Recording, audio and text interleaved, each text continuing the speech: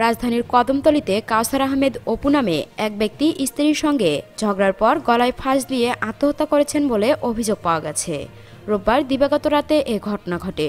পরে অচেতন অবস্থায় তাকে ঢাকা মেডিকেল কলেজ হাসপাতালে নিয়ে গেলে কর্তব্যরত চিকিৎসক মৃত ঘোষণা করেন। কাউসারের বাবা জমির হোসেন জানান, দনিয়ার একটি বাসায় দ্বিতীয় তলায় পরিবার নিয়ে ভাড়া থাকত কাউসার। এলাকায় রিকশার গ্যারেজ রয়েছে তার। স্ত্রী মনীষা আক্তারের সঙ্গে পারিবারিক কলহের কারণে রাতে ঝগড়া হয় তার।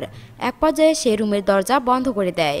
পরে তার কোনো সাড়া না পেয়ে পরিবারের সদস্যরা ঘরের দরজা ভেঙে দেখে ভেতরে গলায় চাদর পেঁচিয়ে ফ্যানের সঙ্গে ঝুলছে কাউসার। তাকে হাসপাতালে নিয়ে যাওয়া হলে চিকিৎসক মৃত ঘোষণা করেন। ঢাকা মেডিকেল কলেজ ঢামেক হাসপাতাল পুলিশ ক্যাম্পের ইনচার্জ ইন্সপেক্টর মোহাম্মদ বাচ্চু মিয়া মৃত্যুর বিষয়টি নিশ্চিত করে জানান, মরদেহটি ময়নাতদন্তের জন্য মর্গে রাখা হয়েছে। ঘটনাটি সংশ্লিষ্ট থানাকে জানানো হয়েছে। দর্শক, এখনকার মতো এখানেই শেষ। পরবর্তী আপডেট নিউজ পেতে আমাদের এই চ্যানেলটিকে সাবস্ক্রাইব করে রাখুন। ধন্যবাদ।